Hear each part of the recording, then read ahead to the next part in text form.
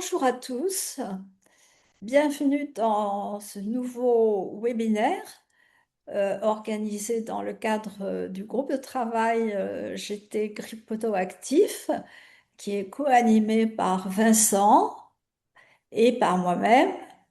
Et aujourd'hui, nous avons le plaisir d'accueillir Pierre-Olivier Goffard, que certains de vous connaissent bien, puisque il est responsable de la filière de Strasbourg, d'UAS, et c'est un chercheur, et il va nous présenter un travail d'application de la blockchain, de, de la technologie blockchain, qui est tout à fait intéressante en assurance paramétrique.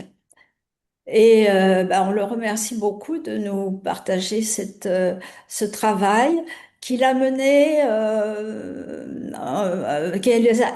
qu'il a amené avec la personne avec laquelle il travaillait, qui est quelqu'un qu'on connaît bien aussi, qui est Stéphane Loisel. Ça les a amenés à faire une publication d'articles que nous mettrons sur le site. En même temps, nous le mettrons dans notre groupe de travail, dans le cloud réservé au groupe de travail, mais je crois qu'il est plus ou moins annexé, indiqué dans les slides dont vous disposerez quand ils seront sur le site. Je vous rappelle et je vous invite instamment à poser vos questions, parce qu'en plus, on a quelqu'un qui a l'habitude des questions et d'y répondre. C'est le rôle d'un enseignant-chercheur, d'un chercheur-enseignant, et merci, s'il y a de la pédagogie en plus. Et donc, allez, n'hésitez pas. Si vous êtes intéressé par le sujet, vous pouvez aussi rejoindre le groupe de travail Cryptoactif en vous inscrivant sur le site. Et donc, sans plus attendre, sauf si j'ai oublié quelque chose, Vincent me corrigera. Sans plus attendre, je passe la parole à Pierre-Olivier. Bonjour, merci Florence pour l'introduction et l'invitation à présenter mes travaux. Merci à tous les acteurs et autres connectés à cette réunion. Donc, je vais vous parler effectivement d'un travail récent qui parle d'une solution d'assurance paramétrique implémentée sur la blockchain Ethereum. Donc, comme l'a rappelé Florence, je suis enseignant-chercheur à l'Université de Strasbourg et responsable de la formation d'actuariat d'UAS de Strasbourg. Donc, si jamais vous avez des candidats en alternance ou en stage de Strasbourg, n'hésitez pas à me contacter pour me demander des avis.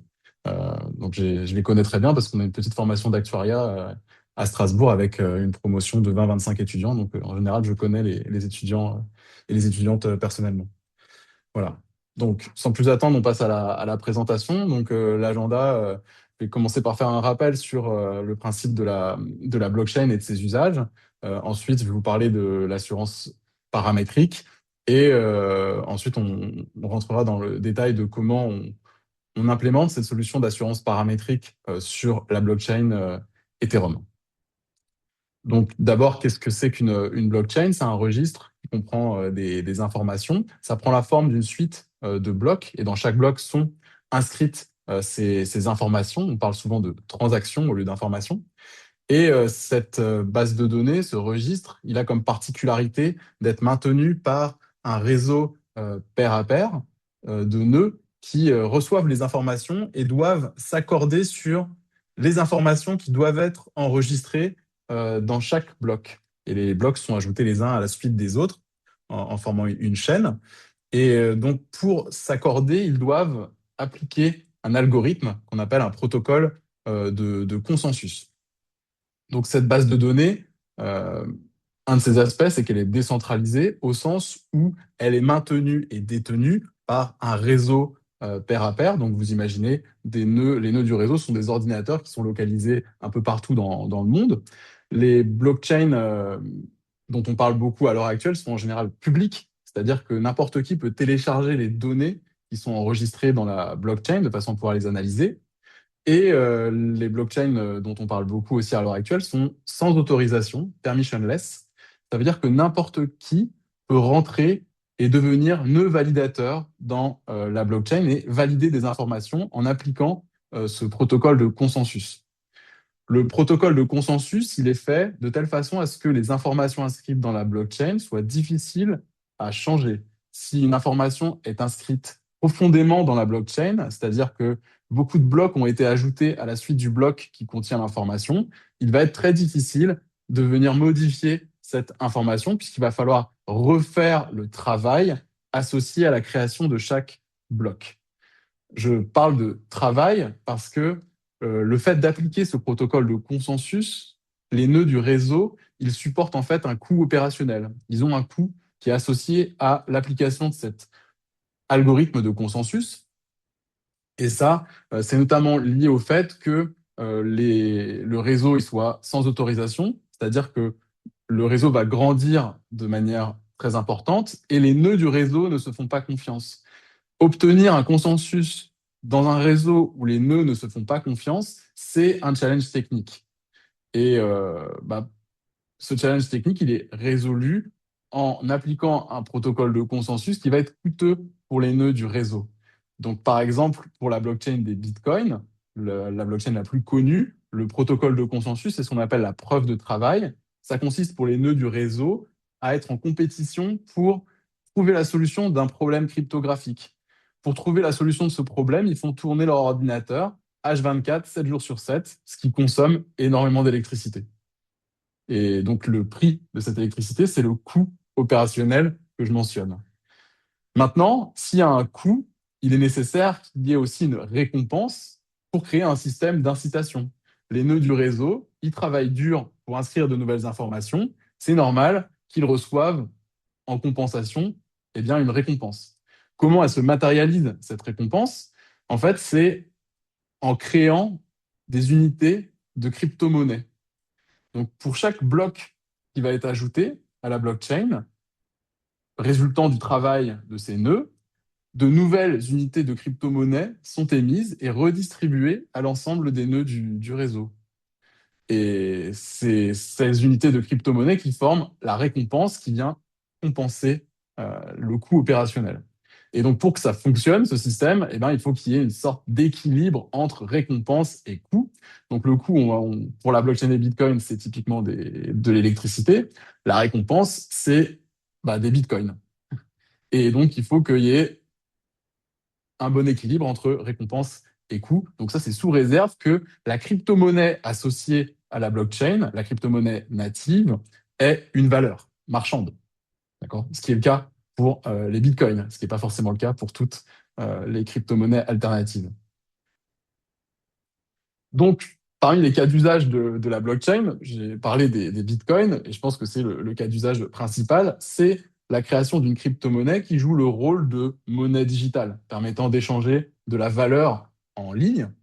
Et donc, pour la blockchain des bitcoins, un des aspects, c'est de pouvoir faire des transactions, des transferts de bitcoin en restant anonyme et de pouvoir échanger de la valeur en ligne sur Internet sans nécessiter le recours à un tiers de confiance. Quand vous faites des achats en ligne, en général, vous allez utiliser peut-être votre carte bleue. Euh, Votre carte bleue, elle est associée à une banque. Vous faites un transfert d'argent vers la banque du site marchand. Et au milieu, on a une société qui traite le paiement. Donc, on a votre banque, la banque du marchand, et au milieu, une société comme par exemple Visa ou Mastercard qui émet la carte bleue. Donc ça, c'est ce qu'on appelle des intermédiaires. Et on peut parler d'intermédiaires de confiance qui permettent cet échange en ligne. Et bien sûr, avec cet échange en ligne, il y a une information qui va être enregistrée dans une base de données. Cette base de données est bien sûr centralisée, elle est détenue en fait par ces acteurs, ces intermédiaires de confiance dont je vous parle. Le projet Bitcoin, c'est essentiellement essayer de s'affranchir de ces intermédiaires. Dans le titre du white paper, qui a été publié en 2008, on peut lire A Peer-to-Peer Electronic Cash System. Donc le but du projet est de créer une monnaie digitale permettant de faire des échanges en ligne, comme si on effectuait des paiements en liquide, pour lesquels il n'y a pas d'informations a priori qui sont enregistrées dans une quelconque base de données, qui sont donc plus difficiles à tracer.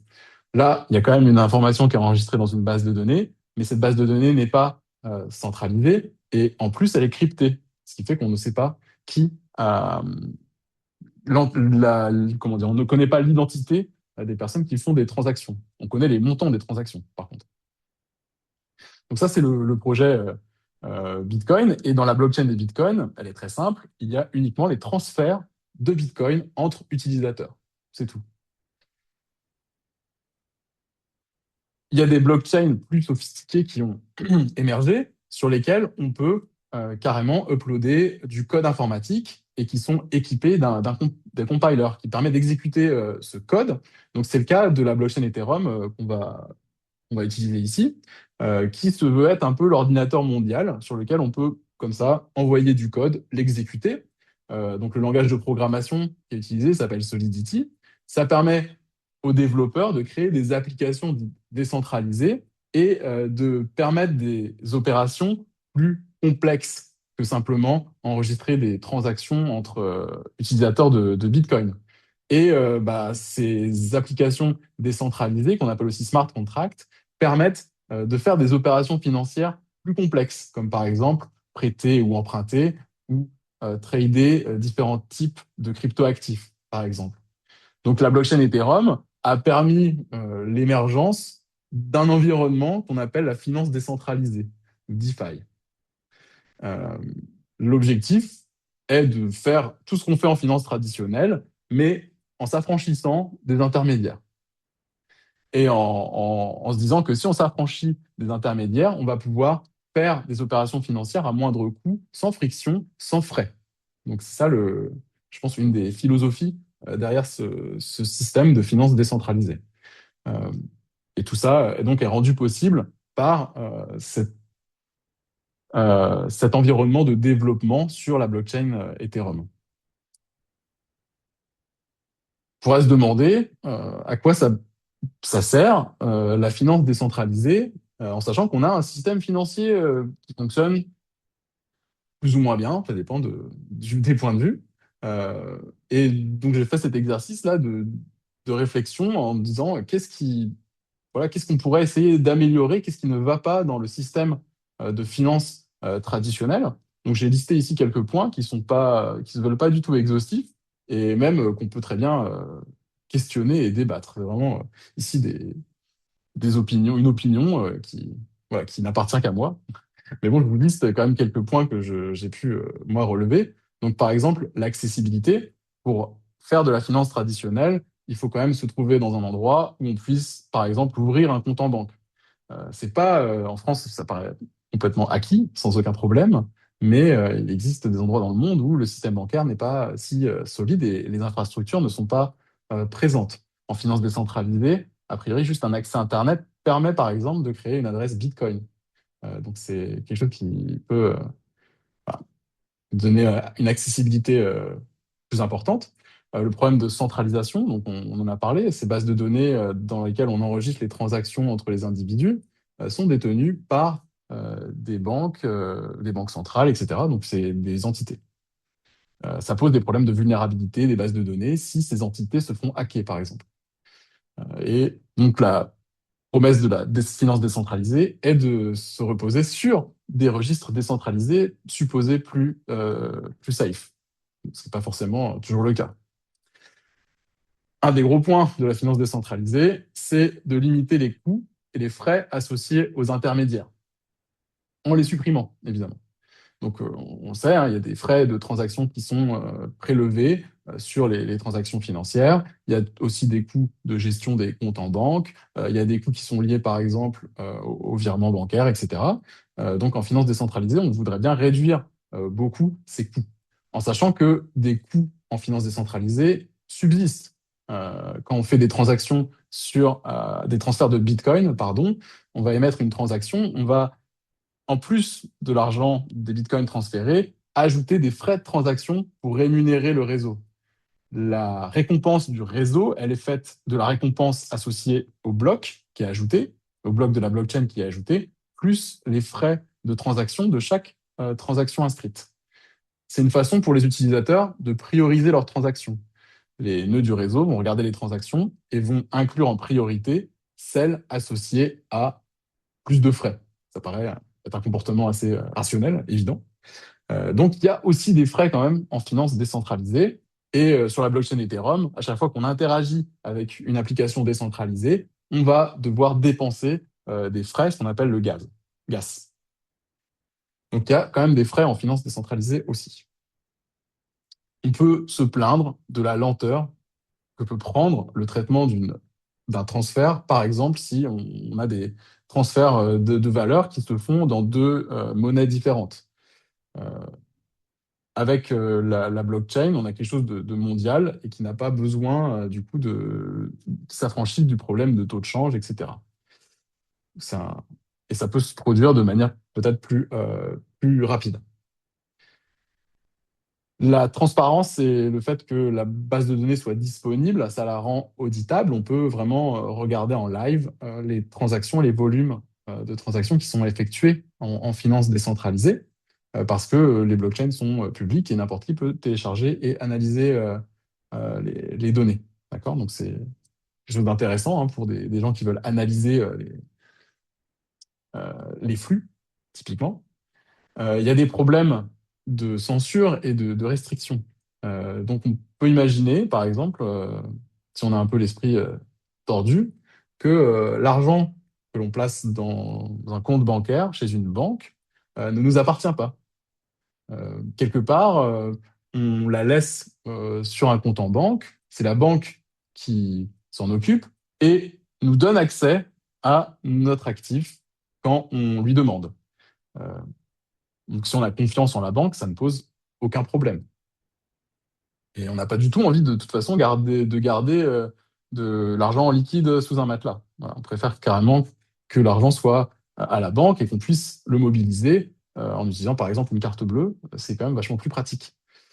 Il y a les problèmes de censure. Donc ça, ce que je veux dire, c'est, si je prends un exemple très simple, c'est typiquement que l'on puisse saisir en fait nos actifs sur les comptes en banque. Si vous avez une amende pour excès de vitesse, vous pouvez la payer tout de suite. Vous pouvez attendre un peu, vous serez majoré.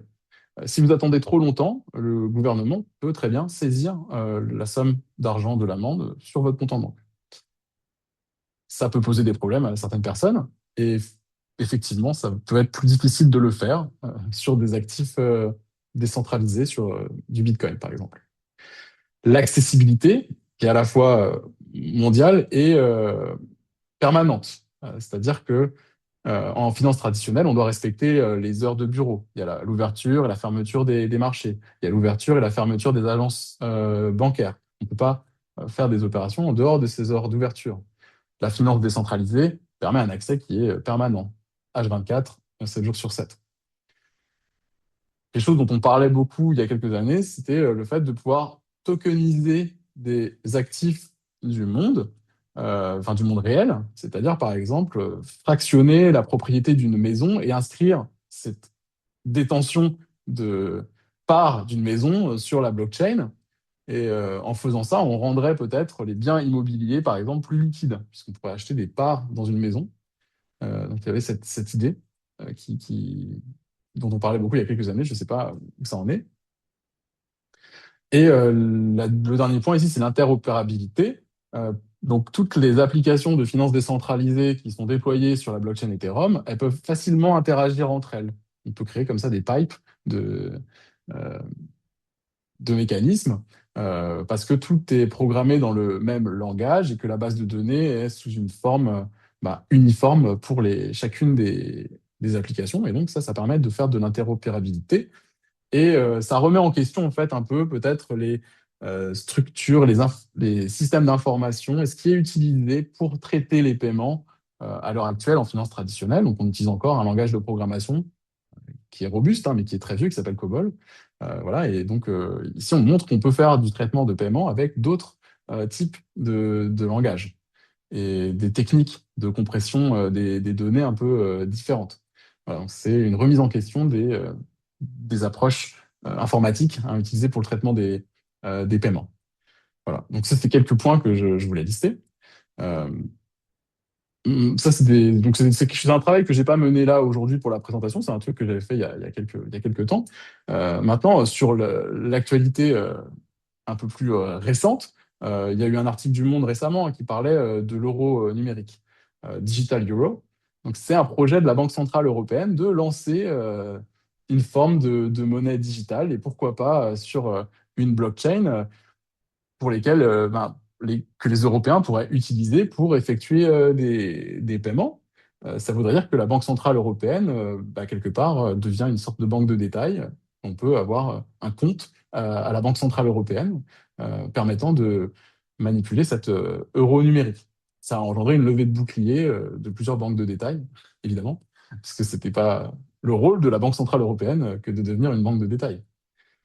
Il y a un projet qui s'appelle Kivalis, qui est en lien avec la création de ce qu'on appelle un stablecoin. Donc, le stablecoin, c'est la représentation sur la blockchain d'une unité de vraie monnaie. Donc, par exemple, représenter 1 euro sur la blockchain. Et donc, ce projet Kivalis est en fait un consortium, est le fruit d'un consortium entre plusieurs banques européennes. Et en France, c'est représenté par BNP Paribas. Il y a un truc dont on parle beaucoup à l'heure actuelle, c'est la dépendance de l'Union européenne et de l'Europe en général aux infrastructures américaines et le fait que sous l'administration Trump, on puisse éventuellement voir une menace d'interruption de ces services, éventuellement. Parmi les vulnérabilités et les dépendances qu'on a vis-à-vis des Américains, euh, il y a notamment le traitement des paiements. Donc, l'article que j'ai lu, qui est un article du Monde, je suis abonné au Monde, du coup, j'ai beaucoup d'articles du Monde, en fait, mais je pense que c'est quelque chose qui doit être traité dans d'autres journaux également, et qui explique que Visa et Mastercard gèrent en gros 60% des paiements effectués dans l'Union européenne. Et effectivement, si on n'a plus accès au service Visa Mastercard, on pourrait imaginer que ça puisse engendrer de graves problèmes. Donc, cette dépendance pourrait être quelque part un peu résolue en mobilisant de nouvelles technologies pour processer les paiements, comme ce qui est proposé par la blockchain ou proposé par ce projet d'euro numérique. Donc, on peut voir ici peut-être une perspective d'utilisation de la blockchain en lien avec la situation géopolitique. C'est pas mon sujet non plus principal du jour. Je voulais juste faire cette remarque là. Parce que moi, mon sujet, c'est plutôt vous parler de ce qu'on peut faire en termes d'assurance, d'accord, sur la blockchain, donc pas forcément discuter géopolitique. Voilà. Donc, moi, ce dont je voulais parler, c'est d'implémenter une solution d'assurance euh, sur la blockchain. Et pour ce faire, j'ai choisi un mécanisme d'assurance très simple, qui est celui de l'assurance paramétrique, on dit aussi indicielle. Donc, le principe, c'est très simple. L'assuré, on lui verse une indemnisation si une quantité observable atteint un seuil. Des exemples incluent par exemple l'assurance retard d'avion. Donc, si un vol arrive avec plus de 2 heures de retard, on verse une indemnisation. Donc là, le paramètre, c'est le nombre d'heures de retard. D'accord? Et si ça dépasse 2, on verse une indemnisation. Donc, c'est très simple. Il existe des contrats d'assurance paramétrique adossés à des conditions météorologiques. Donc, si par exemple, il pleut un certain jour plus qu'une certaine quantité, eh ben, on verse une indemnisation. On pourrait imaginer ce genre de choses, en lien par exemple avec la gestion du risque climatique qui est en lien avec les conditions météorologiques. Un des problèmes de l'assurance paramétrique, c'est ce qu'on appelle le risque de base, qui est le fait que l'indemnisation qu'on a décidée à l'inception du contrat, ne correspond pas forcément à la perte effective de l'assuré. Donc cette différence, c'est ce qu'on appelle le risque de base. C'est quelque chose qui est assez difficile à anticiper et à mesurer. Et c'est pas du tout l'objet de ma présentation. Je vais pas du tout parler de comment gérer ce risque de base. Moi, je veux juste prendre ce mécanisme d'assurance paramétrique qui est très simple et me dire, je vais pouvoir l'implémenter sur la blockchain, écrire un code Solidity permettant de gérer un portefeuille d'assurance paramétrique, permettant à des assurés d'acheter des couvertures d'assurance paramétrique. Dans cette solution d'assurance paramétrique, il y a un aspect collaboratif au sens où on va avoir des investisseurs qui vont verrouiller des unités de crypto-monnaie, donc c'est des Ethereum, sur le smart contract d'assurance paramétrique. Donc ces investisseurs vont verrouiller des Ethereum et ces Ethereum vont permettre la souscription de contrats d'assurance paramétrique. Ces investisseurs, ils vont recevoir des tokens qui vont témoigner de leur participation et correspond à leur contribution en fait à ces fonds qui vont correspondre un peu aux fonds propres de notre solution d'assurance paramétrique. Donc le fait d'émettre comme ça des tokens, c'est quelque chose de très classique dans les smart contracts sur la blockchain Ethereum. La détention La détention de ces tokens peuvent éventuellement donner voix au chapitre, par exemple pour des décisions managériales au sein du portefeuille de contrats d'assurance paramétrique, permettant de décider, par exemple, du niveau de risque pour la détermination des capitaux de solvabilité ou le chargement sur les primes. Ce genre de choses. Ce qui mène à construire une sorte d'organisation autonome. Donc, c'est ce qu'on appelle les Decentralized Autonomous Organization, ce qu'on retrouve souvent dans les smart contracts sur la blockchain. Donc, l'assurance paramétrique, je vais donner un peu un cadre. On va avoir une quantité observable sous la forme d'un processus Qt. Donc, c'est une quantité qui évolue aléatoirement dans le temps, un processus stochastique. Et bon, par exemple, on va imaginer les pluies quotidiennes à Paris. Et on va avoir un événement qui va se produire à un instant grand T. Donc, par exemple, le 1er mai 2026. Il nous faut un fournisseur de données pour cette quantité observable. Donc, par exemple, ici, on peut utiliser Météo France. On va décider d'un seuil, Q-bar. Là, ça va être 10 mm. Donc, si au 1er mai 2026, on constate qu'il est tombé plus que 10 mm de pluie, alors on verse une indemnisation. Cette indemnisation, elle est forfaitaire, égale à 100 euros.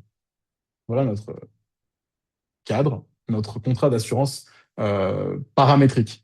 Donc, on pourrait imaginer un touriste qui veut visiter Paris le 1er mai et le temps n'est pas très bon, il pleut, et donc il lui faut un plan B, et au lieu d'aller visiter la Tour Eiffel, eh ben, il va aller visiter le Louvre. Mais il faut qu'il paye l'entrée au Louvre. Et la compensation, l'indemnisation versée par le contrat va lui permettre d'acheter son ticket pour le Louvre. Voilà. Donc, l'assurance paramétrique, il y a des pour et des contre. Parmi les avantages, on va avoir une indemnisation qui va être très rapide, un mécanisme qui est très simple à comprendre, des pertes qui vont toujours être bornées.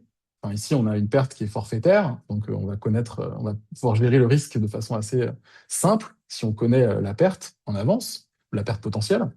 Il n'y a pas de frais de gestion, on n'a pas besoin d'envoyer des experts pour constater les dommages. Donc ça, c'est envoyer des experts, ça coûte cher et c'est lent. Donc ici, on a vraiment quelque chose de très rapide. Bon, parmi les contres, on va retrouver le risque de base. Ça, on en a déjà parlé, le fait que l'indemnisation ne reflète pas forcément la perte effective. C'est pas très flexible, on va pas pouvoir faire des choses très compliquées avec ce genre de mécanisme.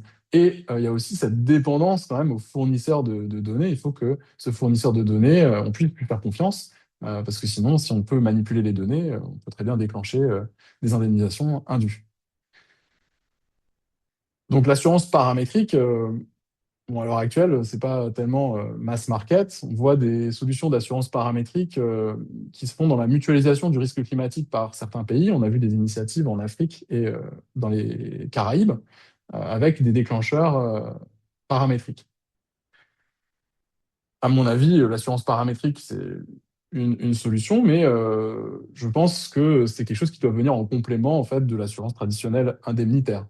Pouvant, par exemple, générer une indemnisation très rapide, en première approximation, avant d'aller vraiment constater les dégâts et de potentiellement compléter l'indemnisation versée. Ce genre d'idée. suis pas du tout en train de dire qu'il faut faire que du paramétrique, pas du tout.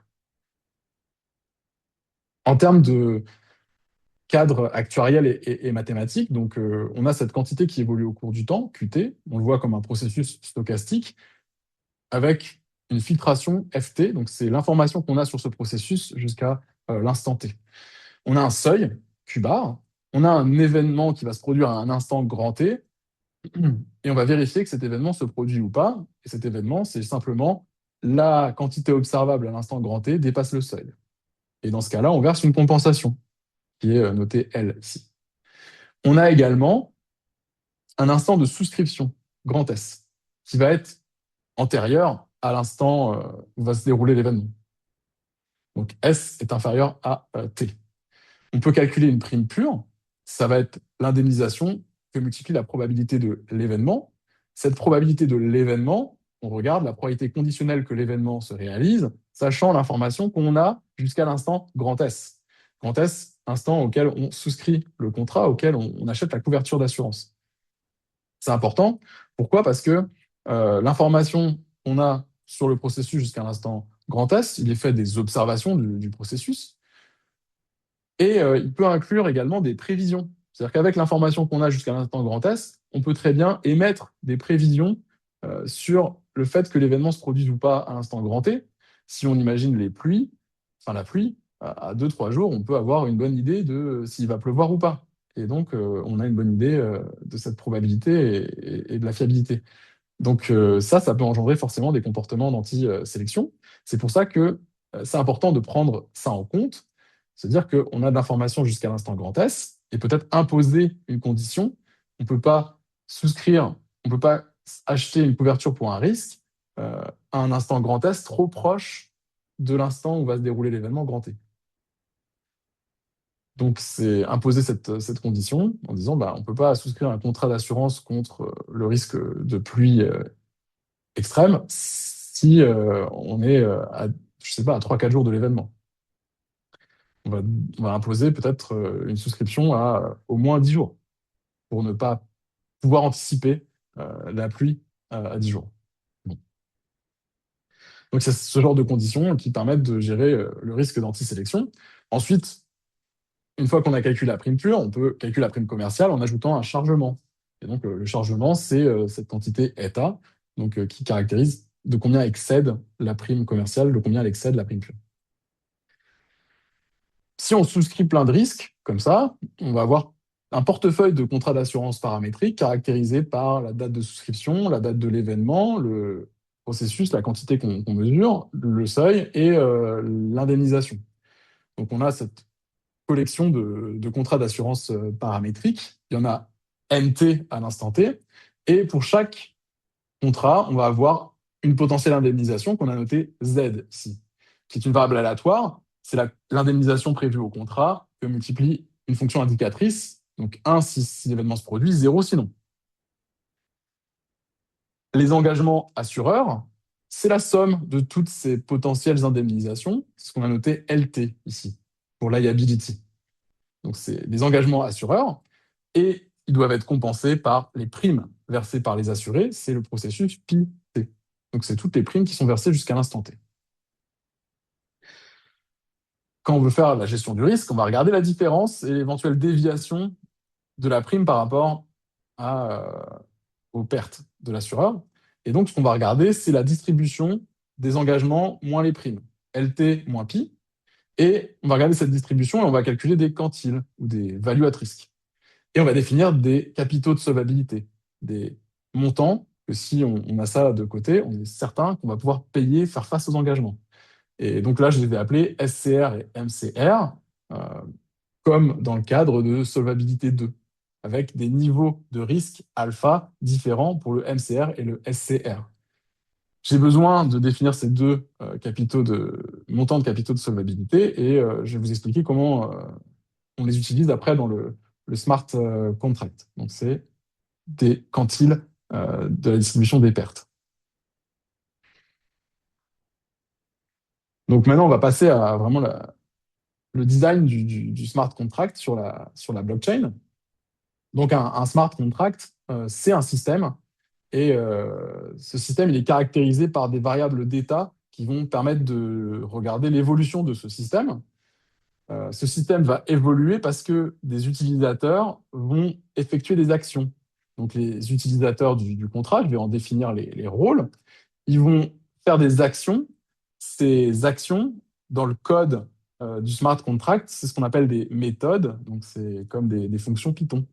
Et donc on définit ces fonctions dans le code et ensuite les utilisateurs peuvent appeler ces fonctions et mettre des paramètres de façon à changer l'état du système, donc à avoir un effet sur les variables d'état. Donc les variables d'état, par exemple, ça va être ce qu'il y a comme Ethereum de verrouillé dans le smart contract. Ça va être le taux de change des tokens contre les Ethereum. Ça peut être les détentions de tokens des investisseurs. Ce genre de choses, qui vont être des variables d'état. À chaque fois qu'une action donc, est effectuée par un utilisateur, on va avoir la création d'un événement. C'est quelque chose qui va permettre de documenter les actions et qui va se retrouver inscrit dans la blockchain.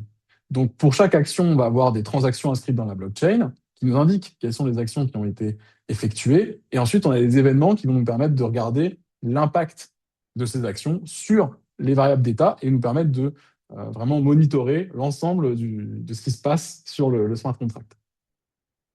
Tout ça va être inscrit sur la blockchain. Il y a des API qui vont nous permettre de télécharger les données et ensuite, on peut utiliser n'importe quel logiciel de traitement des données pour regarder ce qui se passe. Moi, j'ai utilisé Python en l'occurrence.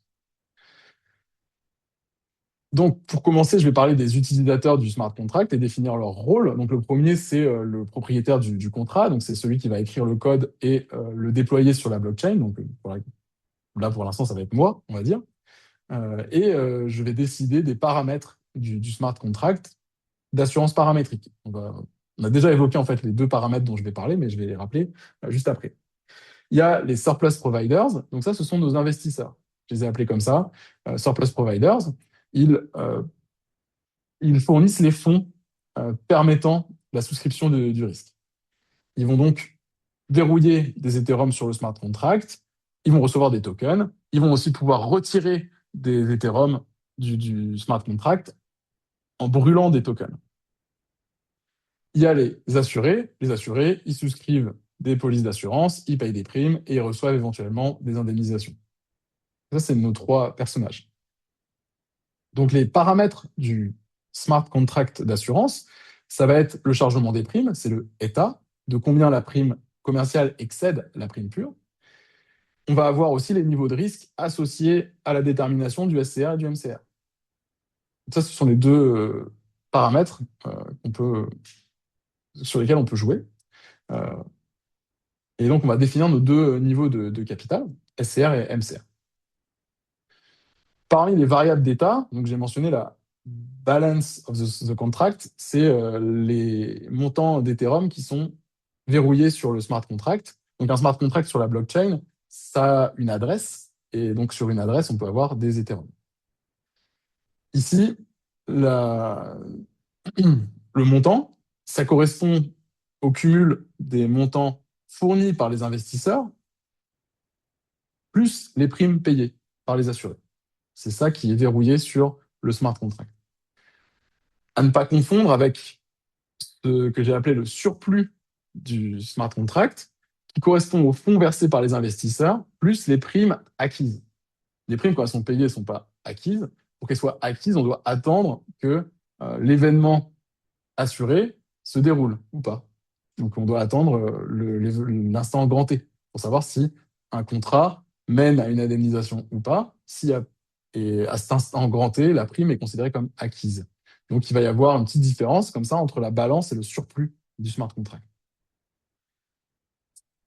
Le nombre d'investisseurs, c'est M de T, et pour chaque investisseur, ils détiennent un certain nombre de tokens, ce sont les Y. Le taux de change, donc c'est les investisseurs qui vont soit déposer des Ethereum et récupérer des tokens, soit retirer des Ethereum et donc brûler des tokens. Et pour faire cet échange, il va y avoir besoin d'un taux de change. Ce taux de change, c'est exactement le ratio entre le surplus sur le smart contract et le nombre total de tokens. Donc, si je prends ce vecteur Y de T et je fais la somme, note ça YT bar, c'est mon nombre de tokens, et le ratio des deux trucs, ça me donne le taux de change Ethereum contre token. Les actions possibles, donc on a une première action qui est fund, qui dit on dépose des Ethereum sur le smart contract. Donc en tant qu'investisseur, en tant que surplus provider, je dépose des Ethereum, je reçois en échange des tokens au taux de change courant. Je peux aussi retirer mes billes en tant qu'investisseur, c'est l'action withdraw. Dans ce cas-là, je vais brûler des tokens et récupérer les Ethereum correspondants au taux de change. Je vais contraindre cette action, potentiellement.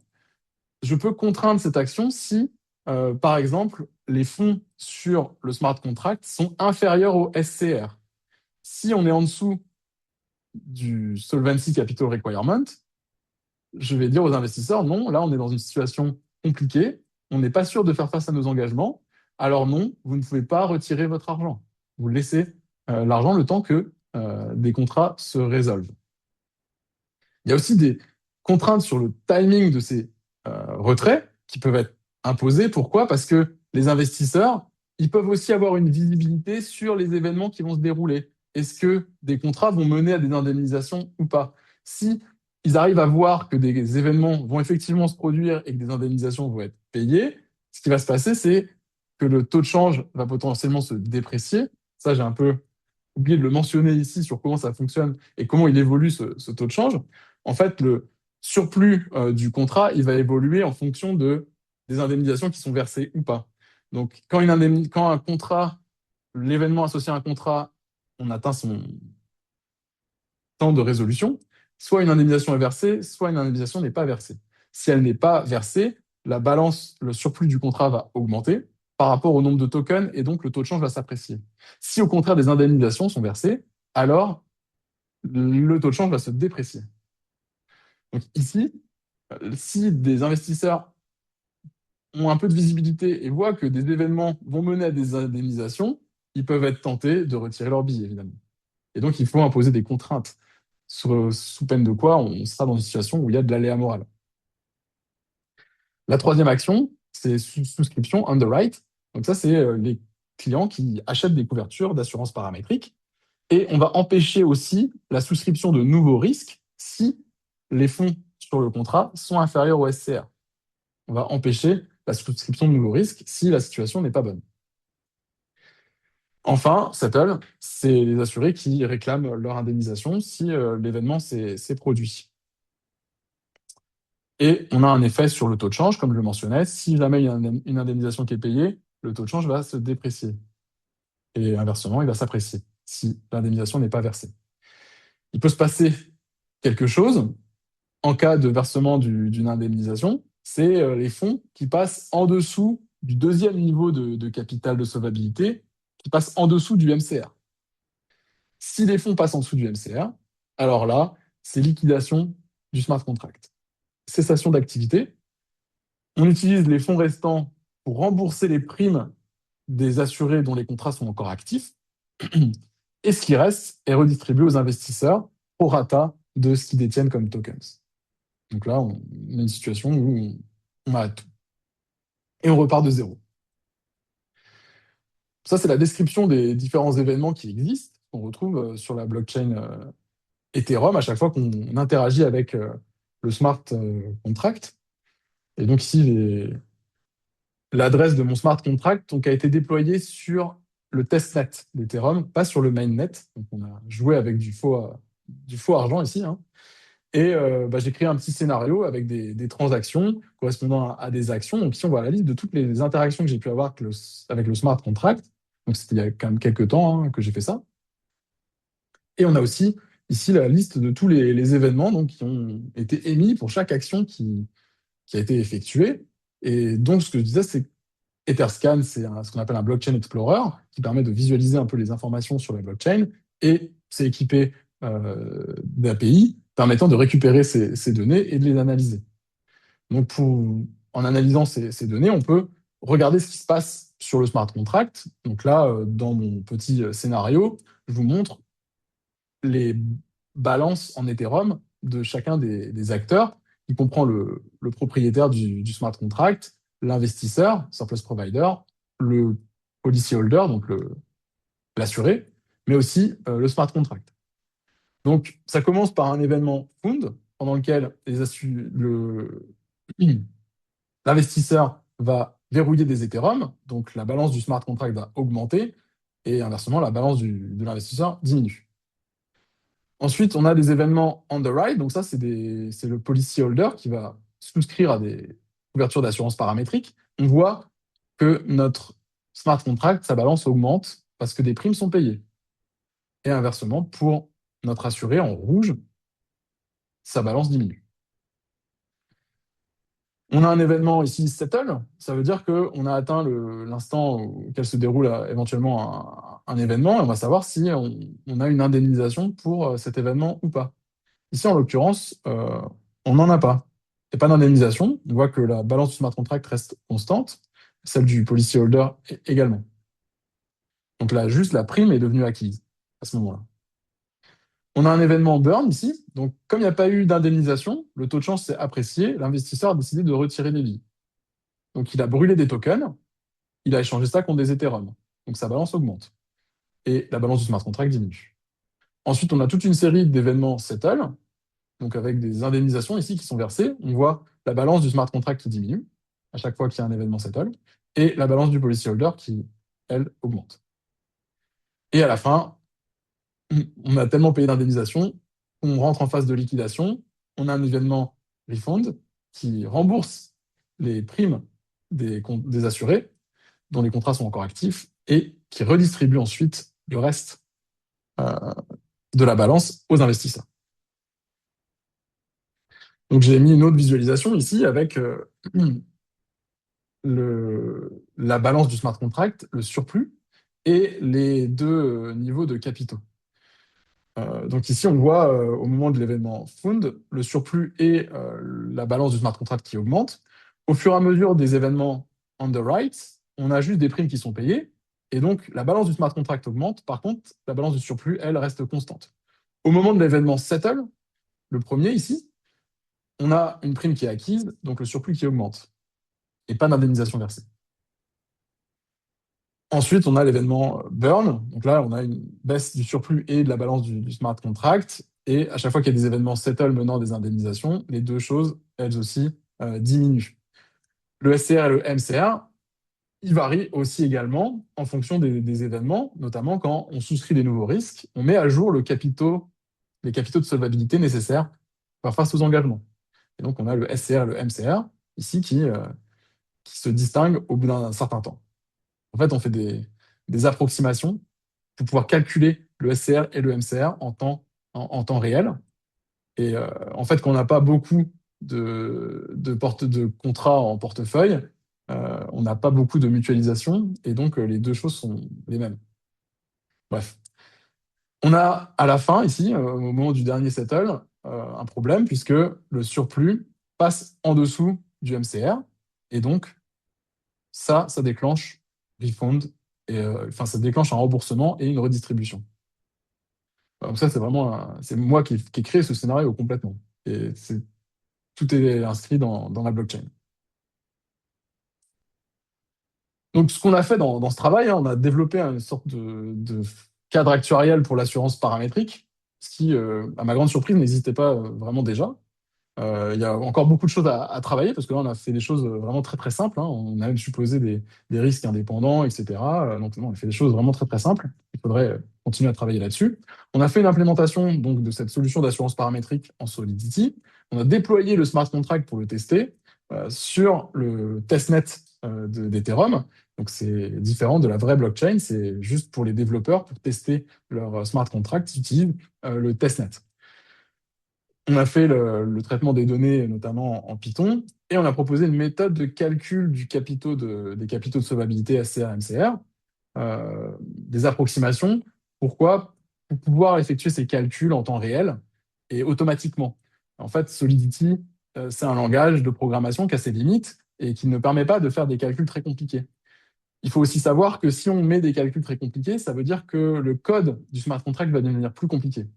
Et en fait, quand on déploie un smart contract sur la blockchain Ethereum, on doit payer cher lorsque le contrat il est compliqué. Donc il y a une prime à la simplicité. Et donc, il faut faire des choses simples. Si on commence à vouloir faire des simulations de Monte-Carlo, etc., pour calculer des SCR et des MCR, là, ce ne sera pas possible. Voilà. Donc là, dans les contributions de ce travail, il y avait notamment mettre au point une méthode d'approximation qui est très simple et basée sur la loi normale ici. Hein. C'est pas non plus l'objet central de ce travail, quoi. Donc vous pouvez retrouver, en scannant les QR codes, vous pouvez retrouver le lien vers le smart contract sur le testnet, aussi le lien vers le préprint donc de l'article, qui a été publié dans la Steam Bulletin. Donc pour ceux qui sont abonnés, vous pouvez avoir accès à l'article, sinon vous pouvez juste regarder le préprint, c'est la même chose. Parmi les limitations, donc on a fait des choses très simples. Hein, on a fait des hypothèses d'indépendance, notamment des risques, ce qui n'est pas forcément le cas en assurance paramétrique, surtout pas basé sur des conditions météorologiques comme la pluie. Donc, il faudrait prendre en compte potentiellement la dépendance entre les risques, le fait que ces risques pourraient très bien se dégrader, puisque c'est en lien avec le climat potentiellement. Il y a un truc qu'on ne prend pas du tout en compte, qui est la fluctuation du taux de change entre monnaie réelle et crypto-monnaie. On sait que les bitcoins, les Ethereum, c'est des choses qui sont très volatiles. Et les compensations qui sont versées aux assurés, a priori, les assurés, ils aimeraient bien récupérer du vrai argent, potentiellement. Et donc, il faudrait prendre en compte ce taux de change entre crypto-monnaie et monnaie réelle et monnaie fiduciaire. On n'a pas beaucoup parlé du système de gouvernance, le fait que les données puissent être manipulées pour déclencher des indemnisations, le comportement des investisseurs qui doit être pris en compte. Si on a un retrait massif des investisseurs, on peut se retrouver dans une situation difficile. Donc il y a ces choses-là à potentiellement gérer, qui sont difficiles à gérer dans le cadre d'une organisation autonome. La conformité à la régulation, donc on a quand même calculé des SCR et des MCR, donc on respecte le pilier 2 de solvabilité 2, mais en fait, quand on regarde les piliers, on respecte pas mal de piliers en fait avec notre système. Bon, il y a des petits problèmes de know your customer, on ne sait pas du tout qui peut souscrire, etc. sur ces choses, enfin ces contrats d'assurance paramétrique sur la blockchain, et on pourrait très bien utiliser ça comme véhicule pour faire du blanchiment d'argent, etc. Donc, il y a des problèmes comme ça. La vraie question, je pense, hein, la question qui est centrale, c'est est-ce que ce qu'on propose, c'est vraiment de l'assurance?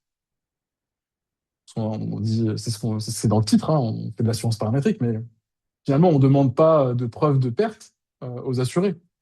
Donc finalement, est-ce qu'ils ne se retrouvent pas à juste faire des paris sur la météo à, à un instant grand T? Ben, c'est très proche en fait. Donc on pourrait se demander si on ne fait pas en fait du pari en ligne plutôt que de l'assurance ici. Voilà. Je crois que j'ai fait le tour de ce que je voulais dire. Donc je vous remercie beaucoup pour votre attention. Merci beaucoup. Merci beaucoup à toi, Pierre. Ben, ça n'a pas sollicité beaucoup de questions, n'est-ce pas? Mais je pense que tu vas en avoir, Vincent, non? Parce que nous avons deux questions là. Alors, vous retrouverez les slides, bien sûr, sur le site, ainsi que le replay. Un remerciement parce que c'est très clair, c'était effectivement très, très clair. Et Cyril dit, il n'est pas vérifié le smart contract avec un smile. Je sais pas, ça t'inspire quelle réaction, Pierre? Je ne sais pas trop ce que ça veut dire, ça pas vérifié. Alors, si tu Je, peux... je pense que le sujet est probablement de l'audit du smart contract. Est-ce qu'il doit être audité pour en améliorer, pour s'assurer de sa sécurité et de la qualité du code? Ah bah ça c'est clair qu'il faudrait il y a du travail. C'est-à-dire que moi j'ai fait ça avec mes petites mains d'académique en n'étant pas du tout un expert du code Solidity. Et donc si on regarde un peu le code, comment il est fait, etc., quelqu'un d'averti pourrait très bien trouver des failles de sécurité et de pouvoir les exploiter, ça c'est sûr. Mais mon objectif n'était pas du tout de faire quelque chose prêt à l'emploi, c'était plutôt d'illustrer la possibilité d'en faire un cas d'usage. Et en fait, le code, il est disponible en ligne et n'importe qui peut le reprendre et l'améliorer et rajouter des garde-fous de sécurité, c'est sûr. Il y a une question de Laurent Jacques. Pourquoi ne pas prévalider les adresses des users après un KYC? Oui, ce serait sans doute une solution. de ce problème de Know Your Customer, d'avoir quelque chose enfin, une politique permettant de contrôler qui sont les utilisateurs. Là, en l'occurrence, je dis juste que moi, dans mon smart contract, c'est pas du tout implémenté. N'importe qui peut se connecter au smart contract et souscrire. Alors, Boris se préoccupe de la couverture des risques. Euh, Comment couvrir le risque, comment le hedger, comment attirer les investisseurs. C'est vrai que ça ouvre beaucoup de questions. Donc, pour ce qui est du hedge, et donc de l'adossement peut-être à de l'actif, c'est l'interopérabilité que je mentionnais dans les protocoles Ethereum, permettant par exemple de lier un smart contract qui fait de l'assurance avec d'autres smart contracts qui permettent de faire du trading euh, pour éventuellement couvrir des risques. Là, on a abordé juste la détermination de capitaux de solvabilité. Donc les investisseurs, ils fournissent des fonds propres et qui permettent de souscrire des risques. Ensuite, il y a euh, un chargement de la prime qui doit permettre en moyenne d'être gagnant pour les investisseurs et donc d'avoir un rendement. Donc ce chargement de sécurité, a priori, ça correspond au rendement des investisseurs, ce qui doit permettre de les attirer quelque part. Est-ce que je me permets de prolonger tes propos, Pierre-Olivier, sur les chargements? Effectivement, quelle est la sensibilité peut-être de l'équilibre du dispositif au niveau de chargement et quelle est la part des chargements qui correspond au coût de fonctionnement du dispositif? Tu as signalé tout à l'heure qu'il y a quand même un certain coût à utiliser la blockchain Ethereum et à déployer des smart contracts. Dans les simulations que tu as pu faire, combien, je ne sais pas si ça peut s'exprimer en pourcentage, mais comment faire pour avoir un coût de fonctionnement qui soit acceptable ou raisonnable par rapport à la prime qui sera demandée? Est-ce qu'il y a un Alors, effet, est-ce qu'il y a un effet d'échelle, par exemple? les frais associés à l'utilisation et à l'interaction avec le smart contract, en fait, ils sont variables dans le temps. Ça dépend beaucoup de est-ce que la blockchain est très active, c'est-à-dire est-ce qu'il y a beaucoup de transactions qui sont effectuées. En fait, les frais de transaction associés à l'interaction, ça dépend de la congestion du réseau. Si le réseau a beaucoup d'informations à traiter, les frais vont mécaniquement augmenter. Donc ça, c'est difficile à dire. Ensuite, les frais d'interaction entre le smart contract et les utilisateurs sont à la charge de l'utilisateur. C'est-à-dire que le smart contract, les fonds propres du smart contract, etc., ne sont pas mobilisés pour ça. C'est l'utilisateur qui, en plus de payer sa prime, va ajouter des frais. Et donc ces frais, ils sont au moment de, par exemple, de souscrire un contrat, je vais avoir un truc qui me dit, voilà, pour cette interaction, les frais, c'est tant. Et donc, je choisis ou pas de souscrire en fonction de ces frais. Si je considère que c'est trop gros, je ne souscris pas. J'avais un petit graphique, je pense, dans l'article, il y a un graphique sur le montant des frais de transaction qui n'ont pas une grande réalité puisque c'est des frais de transaction sur le testnet. Donc, c'est pas du vrai argent, c'est des fausses Ethereum qui sont utilisées. Et donc, mais on a une petite idée des frais qui sont associés à chaque action.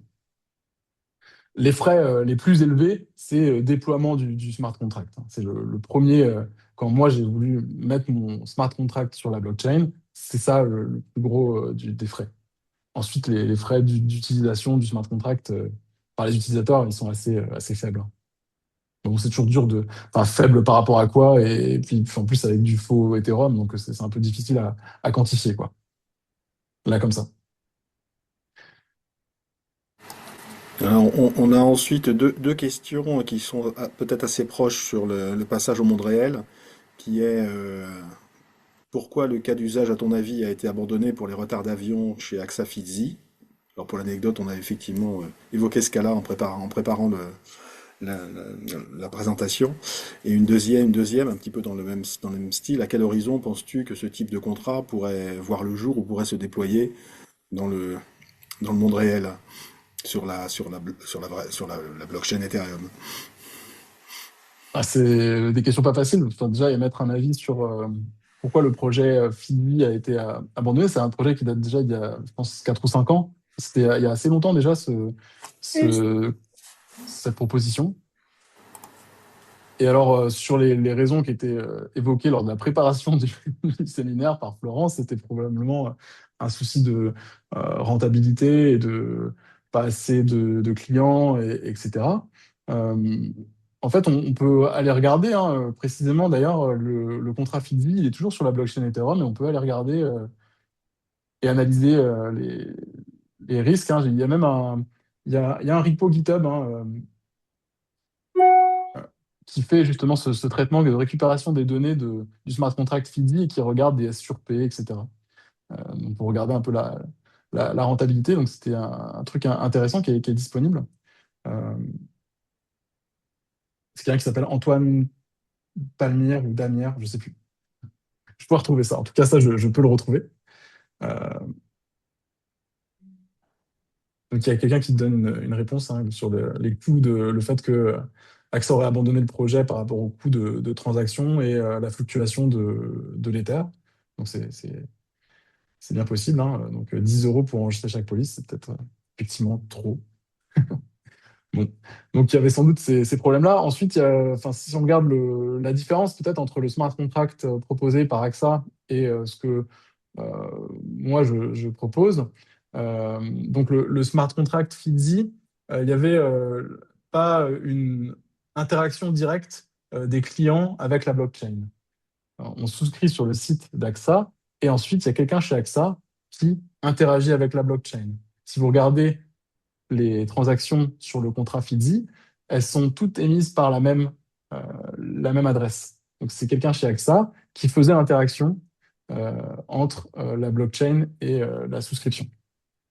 Nous, ce qu'on propose, c'est un modèle plus ouvert où à la fois il y a des investisseurs qui abondent et qui verrouillent des fonds et des utilisateurs qui vont directement souscrire sur la blockchain sans passer par un intermédiaire. Donc c'est ça qui différencie, je pense, en tout cas le smart contract que nous on a développé par rapport à celui d'AXA. Donc je vois qu'il y a d'autres questions. Alors à Mais quel horizon? celle-là, Oui. sur cette question-là, il y a quand même un sujet de réglementation. Parce qu'en fait, ils utilisaient la blockchain, mais c'était transparent pour le client. Ça fonctionnait comme un contrat d'assurance normal. Totalement. Et d'ailleurs, le client pouvait très bien voir qu'effectivement, son contrat avait été pris en compte en consultant la blockchain. Donc, donc, du coup, du point de vue du régulateur, ça changeait rien.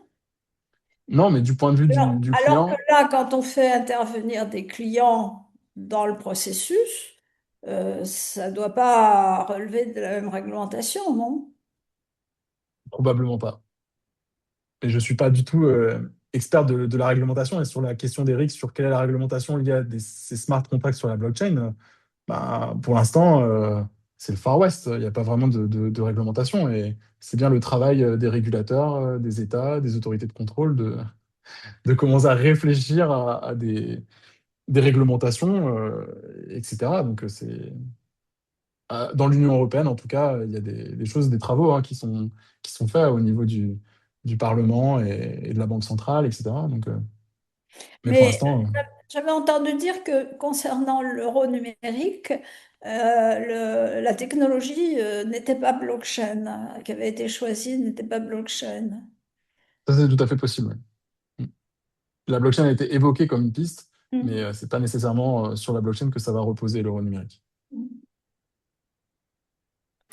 Oui, puis concernant la réglementation, effectivement, c'est un vrai sujet et ton point d'interrogation à la fin est intéressant. Est-ce que c'est de l'assurance?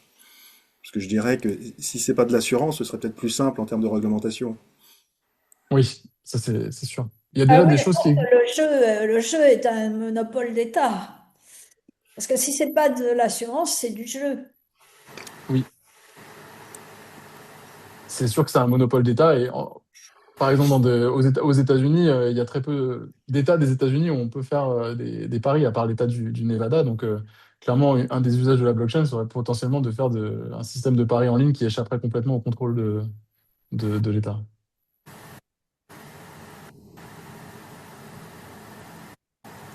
Oui, de même que dans ton modèle, tu as choisi un proxy par rapport à S2, mais ça c'est un choix arbitraire. Tu aurais pu tout à fait choisir d'autres règles pour définir les cas de le montant de fonds propres par rapport au MCR, au SCR, et donc par rapport aux cas de liquidation, qui conduisent Ah dans oui, ton c'est schéma clair. du cas de liquidation. Ça, c'est complètement arbitraire lié au contrat.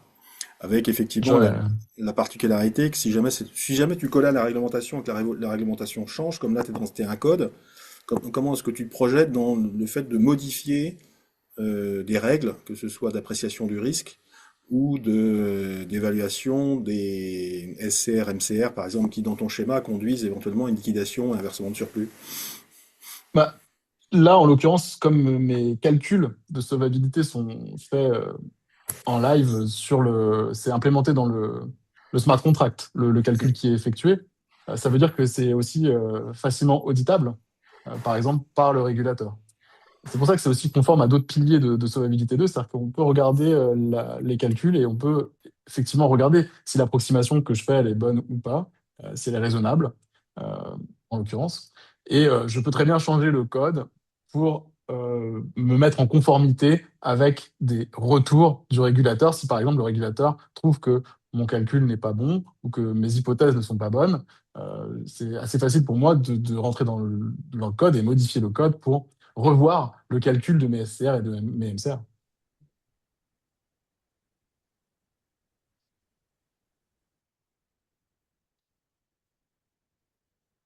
Moi, je trouve qu'il y a, c'est la source d'un nombre impressionnant de mémoires d'actuariat, notamment pour il y a certaines filières où les étudiants ont du mal à avoir des données. Je pense au CNAM.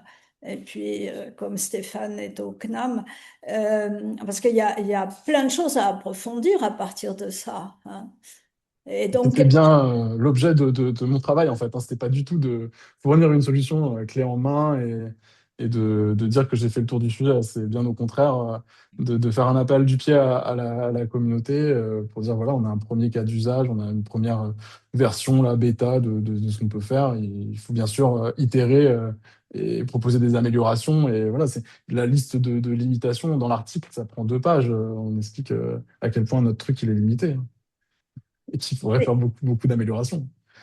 écoute, comme nous avons usé et abusé de notre temps, puisque je crois il est 19h10, je te propose d'arrêter là.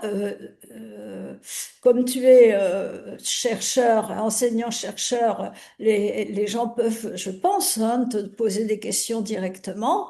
Bien Euh, sûr. et donc, je pense qu'on aura peut-être dans quelques mois des suites à cette aventure.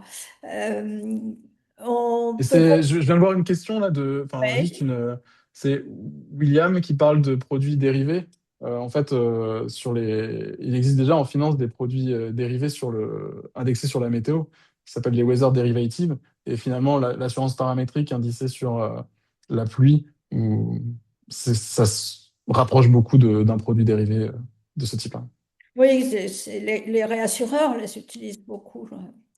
Merci beaucoup, en tout cas, Pierre-Olivier. Et j'espère qu'il y a des gens qui réagissent, qui trouvent ça très intéressant. Donc, un grand merci à toi et puis à bientôt pour la suite des aventures.